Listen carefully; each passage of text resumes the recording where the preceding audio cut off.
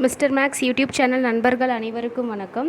இன்றைக்கி வந்து பார்த்திங்க அப்படின்னா எந்த லெசன் பார்க்க போகிறோம்னா இடைக்கால இந்தியாவில் அரசும் சமூகமும். இடைக்கால இந்தியாவில் யார் யார் ஆட்சி செஞ்சாங்க அப்படின்ட்டு சுருக்கமாக கொடுத்துருக்காங்க. நம்ம previous lessons 6th to 8th வரலும் வந்து பார்த்திங்கன்னா அவங்களுக்கு தனித்தனியாக, அதாவது இடைக்கால இந்தியாவில் அப்படின்னு எடுத்துக்கிட்டோம்னா இஸ்லாமியர்களுடைய வருகை தான் இடைக்கால இந்தியா இருக்கும். தென்னிந்தியாவில் எடுத்துக்கிட்டோம் அப்படின்னு பார்த்தோம்னா விஜயநகர பேரரசு, அதுக்கப்புறம் வந்து பார்த்திங்கன்னா ஆங்கிலேயர் ஆட்சி, இது எல்லாம் தான் இடைக்கால இந்தியான்னு சொல்லுவாங்க. அந்த டைமில் என்னென்ன அரசுகள் இருந்துச்சு, அவங்களுடைய சமூகம் என்ன இருந்தது அப்படின்னு சொல்லி கொடுத்துருப்பாங்க. அதாவது நம்ம ஒவ்வொரு லெசனாக படித்ததை இங்கே கம்பல் பண்ணி கொடுத்துருக்காங்க. அதில் வந்து பார்த்திங்கன்னா இன்றைக்கி பாதி பார்க்கலாம், ரிமைனிங் அப்படியே ஒரு ரிவிஷன் மாதிரி பண்ணிவிட்டு இந்த கிளாஸ் பார்க்கலாம். ஓகேங்களா? ஃபஸ்ட்டு வந்து பார்த்திங்கன்னா இடைக்கால இந்தியா அப்படின்னா கிபி 7ஆம் நூற்றாண்டுலேருந்து கிபி 16ஆம் நூற்றாண்டை வந்துட்டு இடைக்காலம் அப்படின்னு சொல்கிறாங்க. நவீன கால தொடக்கத்தை வந்துட்டு 18ஆம் நூற்றாண்டுக்கு அப்புறம் வந்தது தான் நவீன கால தொடக்கம் அப்படின்னு சொல்கிறாங்க. இந்த டைமில் வட இந்தியாவில் யார் யார் ஆட்சி செஞ்சுட்டு இருந்தாங்க அப்படின்னா இஸ்லாமியர்கள் வந்துட்டு வட இந்தியாவிலேயும், தென்னிந்தியாவில் வந்துட்டு பார்த்திங்கன்னா விஜயநகர பேரரசு, அந்த டைமில் வந்து பார்த்திங்கன்னா தென்னிந்தியாவில் விஜயநகர பேரரசு வந்துட்டு ஆட்சி நடைபெற்றுட்ருக்கோம். இப்போ அவங்கள பற்றி தான் ப்ரீஃபாக பார்க்க போகிறோம். இதில் சும்மா பாயிண்ட்ஸ் டு பாயிண்ட்ஸாக கொடுத்துருக்கோம். நம்ம அப்படியே வந்துட்டு அந்த லெசன் அப்படியே ரீகால் பண்ணிக்கலாம். ஓகேங்களா? ஃபஸ்ட்டு வந்துட்டு இஸ்லாமியர்கள் வருகை. இஸ்லாமியர்கள் வருகை தான் இடைக்கால இந்தியா. அப்போ இஸ்லாமியர்கள் வருகை அப்படின்னா ஃபஸ்ட்டு இஸ்லாமியர் யார் நம்ம இந்தியாவுக்கு வந்தாங்க அப்படின்னா முகமது கோரி. சரிங்களா? முகமது கோரி தான் இதை ஆரம்பித்து வச்சார். அப்போ முகமது கோரி எந்த போரின் மூலியமாக இந்தியாவை ஆக்குமை பண்ணார் அப்படின்னு பார்த்தோம்னா நம்மளுடைய முதல் தரையின் போர், 2ஆம் தரையின் போர்னு முதல்ல பார்த்துருப்போம் இல்லைங்களா? அதாவது சவுகான், பிருத்திவிராஜ் சவுகான் அப்படின்ற ஒரு தோற்கடிச்சது தான் முகமது கோரி வந்துட்டு இந்தியாவில் தன்னுடைய முதல் ஆதிக்கத்தை செலுத்தியிருப்பார். அப்போது அந்த தரையின் போர்கள் பற்றி பார்க்கலாம். முதல் தரையின் போர் வந்து பார்த்திங்கன்னா கிபி 1191, கிபி 1191. இதில் வந்து பார்த்திங்கன்னா பிருத்திவிராஜ் சவுகானுக்கும் முகமது கோரிக்கும் இடையில் வந்து பார்த்திங்கன்னா போர் நடைபெற்றிருக்கும். இதில் பிருத்திவிராஜ் சவுகான் தான் வின் பண்ணுவார். சரிங்களா? அப்போ 1191 முதல் தரையின் போரில் பிருத்திவிராஜ் சவுகான் வின் பண்ணுவார். 2ஆம் தரையின் போரான கிபி 1192, அதுக்கு அடுத்த வருஷமே திருப்பி வந்துட்டு முகமது கோரி போருக்கு வருவார். அப்போ தான் பிருத்திவிராஜ் சவுகான் வந்து கொல்லப்பட்டிருப்பார். முகமது கோரி வந்து வெற்றியை அடிக்கல் நாட்டிட்டு இந்தியாவில் வந்து ஒரு பகுதியை ஆட்சி செய்ய ஆரம்பிச்சிருப்பார். அப்படியே முகமது கோரி வந்துட்டு இவ்வளோ பிளேசஸை வந்துட்டு ஆக்குபை பண்ணாலும் வந்து பார்த்திங்கன்னா யார் வந்துட்டு ஒரு பேரரசை ஆரம்பிச்சிருப்பாங்க, அதாவது டெல்லி சுல்தான் அப்படின்ற ஒரு அரசை ஆரம்பித்தது யார் அப்படின்னு பார்த்தோம்னா நம்மளுடைய குத்புதீன் ஐபக். அதாவது முகமது கோரியோடைய அடிமை தான் வந்து பார்த்திங்கன்னா குத்புதீன் ஐபக். சரிங்களா? இவர் தான் இந்தியாவில் இருக்க துருக்கிய பகுதிகளை வந்துட்டு பார்த்துக்கிட்டு இருந்திருப்பார். முகமது கோரி இறந்ததுக்கப்புறம் இவர் வந்து டெல்லி சுல்தானியம் அப்படின்ற ஒரு பேரரசை உருவாக்கிட்டு இவரை தன்னுடைய முதல் சுல்தானா, இந்தியாவின் முதல் சுல்தானா தன்னை அறிவிச்சுக்குவார். சரிங்களா? இப்படி தோன்றது தான் வந்து பார்த்திங்கன்னா நம்மளுடைய டெல்லி சுல்தானியம். சரிங்களா? இந்த டெல்லி சுல்தானியமில் என்னென்ன இருக்குது, மொத்தமாக 5 வம்சங்கள் இருக்குது. என்னென்ன வம்சம்? அடிமை வம்சம், கில்ஜி வம்சம், துக்ளக் வம்சம், சையது வம்சம், லோடி வம்சம் அப்படின்னு சொல்லிட்டு 5 வம்சங்கள் இருக்குது. அப்போ அடிமை வம்சம் அப்படின்னு எடுத்துக்கிட்டோம்னா இதை மம்லுக் வம்சம் அப்படின்னு சொல்லுவாங்க. இதை வந்துட்டு தோற்றுவித்தது யார் அப்படின்னா குத்புதீன் ஐபக். சரிங்களா? குத்புதீன் ஐபக் அடுத்தது வந்து பார்த்திங்கன்னா இல்துமிஷ் ஆட்சி செஞ்சுருப்பார். அதுக்கடுத்தது வந்து பார்த்திங்கன்னா ரஷ்யா அப்படின்ற ஒரு பெண் ஆட்சி செஞ்சுருப்பாங்க. அவங்களுக்கு அடுத்து கியாசுதீன் பால்பன். சரிங்களா? இவங்க தான் அந்த அடிமை வம்சத்தினுடைய முக்கியமான அரசர்கள். அப்படின்னு எடுத்துக்கும்போது ஒவ்வொருத்தவங்களுக்கும் ஒரு முக்கியமான பாயிண்ட்ஸ் இருக்கும் இல்லையா? அப்படி எடுத்துக்கிட்டோம்னா குத்புதீன் ஐபக் என்ன மிகப்பெரிய ப்ளஸ் அப்படின்னா குவத் உல் இஸ்லாம் மஸ்ஜித் அப்படின்ற ஒரு மிக பழமையான, இந்தியாவினுடைய மிக பழமையான மசூதியே இதுதான். இதை பில் பண்ணது யார் அப்படின்னா குத்புதீன் ஐபக். அது மட்டும் இல்லாமல் குதுப் மினாரை வந்துட்டு கட்ட ஆரம்பித்தது யார் அப்படின்னா குத்புதீன் ஐபக். சரிங்களா? இவர் வந்து பார்த்திங்க அப்படின்னா போலோ விளையாட்டு அப்போ வந்துட்டு குதிரையிலேருந்து தவறி விழுந்து இறந்துருப்பார். இவருக்கு அப்புறம் வந்து பார்த்திங்கன்னா இல்துமிஷ் வந்து குத்புதீன் ஐபக்கினுடைய மகன் கிடையாது, மருமகன். சரிங்களா? மருமகன் வந்துட்டு பதவி ஏற்றிருப்பார் அரசராக. இல்துமிஷோட மிக ப்ளஸ் ஆனது அப்படின்னு எடுத்துக்கிட்டோம் அப்படின்னு பார்த்தோம்னா குதுப்பினாரை கட்டி முடித்தது யார் அப்படின்னு கேட்டாங்கன்னா அது வந்துட்டு இல்துமிஷ். சரிங்களா? இல்துமிஷ் தான் வந்துட்டு குதுப்பினாரை வந்து கட்டி முடிச்சிருப்பார்.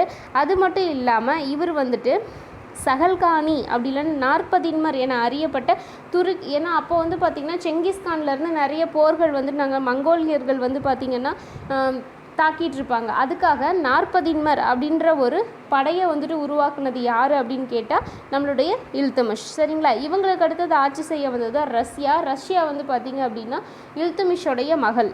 சரிங்களா. இவருடைய மகன் வந்து பார்த்திங்கன்னா ருக்குதீன் பரோஷ் அப்படின்னு சொல்லுவாங்க. இவர் இறந்துருவார், ஒரு இப்போ போருக்கு போகும்போது இறந்துருவார். அதனால் ரஷ்யா வந்துட்டு அடுத்த அரசராக வந்துட்டு அரசியாக பதவி ஏற்பாங்க. ஆனால் இவங்க பதவி ஏற்பது வந்து சில பேர்த்துக்கு பிடிக்காது. அதன் காரணமாக அவங்க வந்துட்டு கொலை செய்யப்படுவாங்க. அவங்களுக்கு அடுத்தது வந்ததுலேயே மிக முக்கியமானவர் யாருன்னா கியாசுதீன் பால்பன் வந்து பார்த்திங்கன்னா இந்த இல்துமிஷ் கொண்டு வந்த 40 சகல்கானி முறையை வந்துட்டு ரத்து செஞ்சது யார் அப்படின்னு கேட்டாங்கன்னா நம்மளுடைய பால்பன். ஓகேங்களா. இவர் வந்துட்டு பார்த்திங்க அப்படின்னா அமர் குஷ்ரு அப்படின்ற பாரசீக கவிஞருக்கு ஆதரவளிச்சிருப்பார். இந்த கொஷின் ப்ரீவியஸ் இயரில் கேட்டிருக்காங்க. பாரசீக கவிஞர் அமர் குஷ்ருவை வந்துட்டு ஆதரித்தவர் யார் அப்படின்னா பால்பன். இவர் வந்து பார்த்திங்கன்னா செங்கிஸ்கான், அதாவது அந்த மங்கோலியர்களுடனேயே வந்து பார்த்திங்கன்னா ஒரு நட்புறவோடையே இருந்திருப்பாரு. அதனால் அவங்க தாக்குவாங்க அப்படின்ற பயம் இவருக்கு கிடையாது. சரிங்களா. அடுத்தது வந்து பார்த்திங்கன்னா கில்ஜி வம்சத்தை தோற்றுவித்தது யார்? ஜலாலுதீன் கில்ஜி. சரிங்களா. அந்த ஜலாலுதீன் கில்ஜியோடைய கார ஆளுநராக இருந்தவர், அதாவது தம்பி மகன் தான் வந்து பார்த்திங்கன்னா அலாவுதீன் கில்ஜி. அதுக்கப்புறம் ஜலாலுதீன் கில்ஜியை கொண்டுட்டு அவர் அரியணை ஏறிக்குவார் அலாவுதீன் கில்ஜி. ஏன்னா அவர் தான் வந்து மிகவும் திறமை வாய்ந்தவராக இருப்பார். இந்த கில்ஜி வம்சத்தில் ரொம்ப முக்கியமானவர் யார் அப்படின்னா அலாவுதீன் கில்ஜி. இவர் வந்து பார்த்திங்கன்னா இவங்களுடைய தலைமை தளபதி மாலிக் கபூர். இவரை வச்சு தென்னிந்திய படையெடுப்பு நிறைய பகுதிகளில் போய் சூறையாடிட்டு வருவாங்க. அப்படி ஒன்று தான் வந்து பார்த்திங்கன்னா சித்தூர் சூறையாடல். இது 1303 நடைபெற்று இருக்கும். இதில் வந்து பார்த்திங்க அப்படின்னா ஜவஹர் அப்படின்ற ஒரு சடங்கு இருக்கும். ஆடவர்கள் வந்துட்டு போரில் தோற்று போய் கொலையிடுவாங்க அப்படின்னா பெண்கள் அப்படியே தன்னுடைய கணவனோ அல்லது வந்து சொந்தக்காரங்க இறந்துட்டாங்கன்னா அந்த பொண்ணு வந்துட்டு அப்படியே நெருப்பில் குதிச்சிருவாங்களாம். இந்த சடங்குக்கு பேர் தான் ஜவஹர்னு சொல்கிறாங்க. அதுக்கடுத்தது அலாவுதீன் கில்ஜிக்கு அடுத்தது வந்து பார்த்திங்க அப்படின்னா துக்ளக் வம்சம் வரும். சரிங்களா. துக்ளக் வம்சத்தை தோற்றுவித்தது யார்? கியாசுதீன் துக்ளக். சரிங்களா. இவருடைய மகன் தான் வந்து பார்த்திங்கன்னா ஜூனா கான், அப்படி இல்லைன்னா முகமது பின் துக்ளக்னு சொல்லுவாங்க. இது வந்துட்டு கியாசுதீன் துக்ளக்கை கொண்டுட்டு முகமது பின் துக்ளக் வந்துட்டு அரியணை ஏறுவார். பட் முகமது பின் துக்ளக் காலத்தில் வந்து பார்த்திங்கன்னா அவர் எடுத்து வைக்கிற ஒவ்வொரு ஸ்டெப்பும் ட்ராபேக்ஸாகவே அமைஞ்சு பஞ்சத்தினால நிறைய வாடியிருப்பாங்க. வேளாண்மைகளில் நிறைய கிளர்ச்சி ஏற்படும். இந்த டைமில் தான் வந்து பார்த்திங்கன்னா பாமினி அரசு தோற்றுவிக்கப்படும். சரிங்களா. இந்த தௌலதாபாத் அப்படின்ற பகுதியை அப்படியே வந்துட்டு பாமன்ஷா அப்படின்றவர் பிரித்து எடுத்துகிட்டு போயிட்டு பாமினி அரசை தோற்றுவிச்சிருப்பாங்க. ஓகேங்களா. இதில் ரொம்பவே துக்ளக் வம்சத்தில் இம்பார்ட்டண்டானவர் யார் அப்படின்னா ஃபெரோஷா துக்ளக் வந்து பார்த்திங்கன்னா ஒரு பாட்டுக்கு ஆட்சி நடத்திட்டு போகிறார். மக்களுக்கு என்ன செய்யணுமோ அதை மட்டும் செய்வார். மற்ற போர் புரியறதுலையோ அல்லது வந்து இந்த பகுதியை ஆக்குபை பண்ணும் அப்படின்ற ஒரு எண்ணத்தில் வந்துட்டு பண்ணியிருக்க மாட்டார். அவர் மக்களுக்கு இருக்கிறத வச்சு மக்களுக்கு ஏதாச்சும் செய்யணும்னு நினச்சிட்டு இருப்பார். அதாவது விவசாய கடன் தள்ளுபடி அந்த காலத்திலே கொண்டு வந்தது இவர் தான். சரிங்களா. அது மட்டும் இல்லாமல் இவர் வந்து பார்த்திங்க அப்படின்னா வேளாண்மைக்கு மேம்பாடு அமைச்சு கொடுத்தாரு. நிறைய வந்துட்டு சீர்திருத்தங்கள் செஞ்சார். அதாவது பழைய இப்போ குதுப்பினா இருக்கட்டும் இல்லை பழைய கட்டிடங்களை வந்துட்டு சீர்திருத்தம் செஞ்சது யார் அப்படின்னா ஃபெரோஷா துக்ளக்கு. அதுக்கப்புறம் வந்து பார்த்திங்க அப்படின்னா இவரையும் கொண்டுட்டு அவருடைய மகன் வந்துட்டு அரியணை ஏறியிருப்பாங்க. அந்த டைமில் தான் தைமூர் படையெடுப்பு நடைபெற்றிருக்கும். ஓகேங்களா.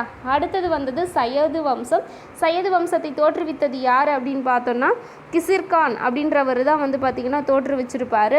அதுக்கடுத்தது லோடி வம்சத்தினுடைய தோற்றுவித்தது யார் அப்படின்னா பஹலுல் லோடி வம்சத்தினுடைய கடைசி அரசர் தான் யாருன்னா இப்ராஹிம் லோடி. இந்த இப்ராஹிம் லோடியை தான் பாபர் வந்து பார்த்திங்க 1526 முதலாம் பானிபட் போர் அப்படின்ற போர் மூலியமாக தோற்கடிச்சிட்டு முகலாய வம்சத்தை வந்துட்டு தோற்றுவிச்சிருப்பாங்க. முகலாய பேரரசை தோற்றுவிச்சிருப்பாங்க.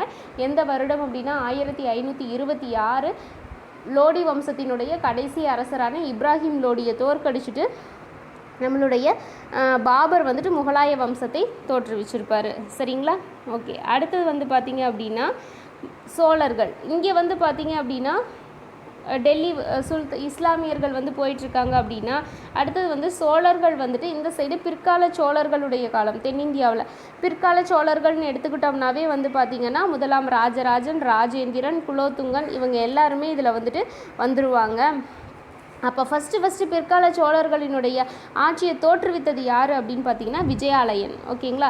விஜயாலயன் அப்படின்றது தான் வந்து பார்த்திங்கன்னா பிற்கால சோழ வம்சத்தை 9ஆம் நூற்றாண்டில் தோற்றுவிச்சிருப்பார்.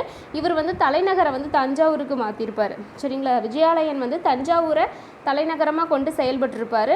ஆனால் முதலாம் ராஜேந்திரன் இருக்கார் இல்லைங்களா, அவர் வந்து பார்த்திங்கன்னா தலைநகரை வந்து கங்கை கொண்ட சோழபுரத்தை வச்சு தான் வந்துட்டு, அவருக்கு பின்னாடி வந்தவங்க எல்லாருமே கங்கை கொண்ட சோழபுரத்தை தான் தலைநகராக வச்சுருப்பாங்க. சரிங்களா, இதில் முக்கியமான அரசர்கள் யார் யாருன்னா முதலாம் ராஜராஜன், முதலாம் ராஜேந்திரன், முதலாம் குலோத்துங்கன். சரிங்களா, இதில் முதலாம் ராஜராஜன் கட்டினதான் நமக்கு ரொம்பவும் பிரசித்தி பெற்றது என்னங்க, ராஜராஜேஸ்வரம், அதாவது பிரகதீஸ்வரர் கோவில் இருக்குது இல்லைங்களா, அது ரொம்பவே இம்பார்ட்டண்டான ஒரு முக்கியமான வரலாற்று சான்று. அந்த பிரகதீஸ்வரர் ஆலயத்தை பற்றி தெரிஞ்சுக்கணும் அப்படின்னா அதனுடைய கோபுரம் வந்து பார்த்திங்கன்னா 216 அடி. சரிங்களா, 216 அடி வந்துட்டு உயரம் கொண்டது. அது மட்டும் இல்லாமல் உலகத்தில் வந்து மனிதனால் கட்டப்பட்ட மிகப்பெரிய சிகரம் அப்படின்றதுனால இது தட்சிண மேரு அப்படின்னு சொல்லுவாங்க. இது கிட்டத்தட்ட ஒரு 6 ஆண்டுகள் வந்து கட்டியிருப்பாங்க, 6 to 7 ஆண்டு, அதாவது 1003 1010 வரலும் கட்டியிருப்பாங்க. இப்போ 2010 இந்த கோவிலினுடைய அதாவது 1000வது ஆண்டு வந்துட்டு கொண்டாடப்பட்டது. சரிங்களா, அடுத்தது வந்து பார்த்திங்கன்னா முதலாம் ராஜேந்திரன் வந்து பார்த்திங்கன்னா கங்கை கொண்ட சோழபுரம் கோவிலை வந்து கட்டியிருப்பார். சரிங்களா, இவரை கங்கை கொண்டான், கடாரம் கொண்டான் அப்படின்ற சிறப்பு பெயர்கள்லாம் அழைக்கப்படுவாங்க. ஏன்னா கங்கை கொண்டான் அப்படின்னா என்னென்னா கங்கை வரலும் படையெடுத்து கொண்டு போய் அங்கேயும் ஜெயிச்சு வந்திருப்பார், அதான் கங்கை கொண்டான். அந்த கங்கையை வந்துட்டு வெற்றி பெற்றது நினைவாக தான் அவர் கங்கை கொண்ட சோழபுரம் அப்படின்ற ஒரு ஊரையும் உருவாக்கியிருப்பார், கோவிலையும் கட்டியிருப்பார். கடாரம் கொண்டான் அப்படின்னா வந்து பார்த்திங்கன்னா கடல் கடந்து போய் வந்து பார்த்திங்கன்னா போரில் வெற்றி பெற்று வந்திருப்பார். அதாவது கடாரம்னா கேடா, இந்தோனேஷியாவில் இருக்க ஒரு பகுதி பேர் தான் வந்துட்டு பார்த்திங்கன்னா கேடா இல்லைன்னா கடாரம்னு சொல்கிறாங்க. அந்த பகுதியும் அவர் கைப்பற்றுறதுனால கடாரம் கொண்டான் அப்படின்னு சொல்லப்படுறாரு. ஓகேங்களா, இந்த கங்கை கொண்ட சோழபுரம் கோவில் வந்து பார்த்திங்கன்னா பிரகதீஸ்வரர் கோவிலுடைய வழித்தோன்றலாகவே வந்துட்டு பார்க்குறாங்க. அடுத்தது முதலாம் குலோத்துங்கன். சரிங்களா, முதலாம் குலோத்துங்கன் யார் அப்படின்னு பார்த்தோன்னா முதலாம் ராஜேந்திரனுடைய பேரன் தான் வந்து பார்த்திங்கன்னா முதலாம் குலோத்துங்கன். அதாவது தன்னுடைய மகளை வந்து கல்யாணம் பண்ணி சாளுக்கிய வம்சத்துக்கு கொடுத்துருப்பாங்க. பட் வந்துட்டு அவருடைய அந்த பொண்ணோட பையன்தான் குலோத்துங்கன். அவருடைய இயற்பெயர் வந்து பார்த்திங்கன்னா ராஜேந்திர சாளுக்கியன். அந்த சோழ வம்சத்தை கீழே திருப்பி வந்துட்டு கொண்டு வந்ததுக்காக முதலாம் குலோத்துங்கன் தன்னுடைய பெயரை மாற்றம் செஞ்சு அரசாட்சி புரிஞ்சிட்ருப்பார். சரிங்களா, இதனுடைய கடைசி அரசர் யார் அப்படின்னு பார்த்தீங்கன்னா 3ஆம் ராஜேந்திரன். சரிங்களா, அதாவது நம்மள பிற்கால சோழர்கள் சோழ வம்சத்திலே எடுத்துக்கிட்டோம்னா விஜயாலயன், அதுக்கடுத்து முதலாம் ராஜராஜன், அடுத்து முதலாம் ராஜேந்திரன், அதுக்கப்புறம் நடுவில் நிறைய அரசர்கள் இருப்பாங்க, ஆனால் புகழ்பெற்ற அரசர்களாக இருக்க மாட்டாங்க. லாஸ்ட்டாக இருக்கிறது வந்து பார்த்திங்கன்னா அதிராஜேந்திரன். இந்த அதிராஜேந்திரன் தான் வந்து பார்த்திங்கன்னா உள்நாட்டு கழகத்தால் கொல்லப்பட்டிருப்பார். பிற்கால சோழர்கள் மட்டுமே இந்த கலப்பு இல்லாதவராக வந்துட்டு யார் கடைசி அரசர்னா அதிராஜேந்திரன். இதே கீழே சாளுக்கிய அரசராக இருந்த ராஜேந்திர சாளுக்கியன் சாளுக்கிய சோழ வம்சத்தை தோற்றுவிச்சிருப்பார். அவர் தான் முதலாம் குலோத்துங்கன். அந்த முதலாம் குலோத்துங்கனில் வரிசையில் வந்த கடைசி பிற்கால சோழ அரசர் யார் அப்படின்னா தான் 3ஆம் ராஜேந்திரன். சரிங்களா, அடுத்து வந்து பார்த்திங்கன்னா விஜயநகர அரசு. விஜயநகர அரசும் அதுக்கப்புறம் வந்து பார்த்திங்க அப்படின்னா முகல்ஸும் வந்து பார்த்திங்க அப்படின்னா நாளைக்கு பார்க்கலாம். சரிங்களா, இன்னையோட இந்த கிளாஸ் முடிச்சுக்கலாம். தேங்க்யூ.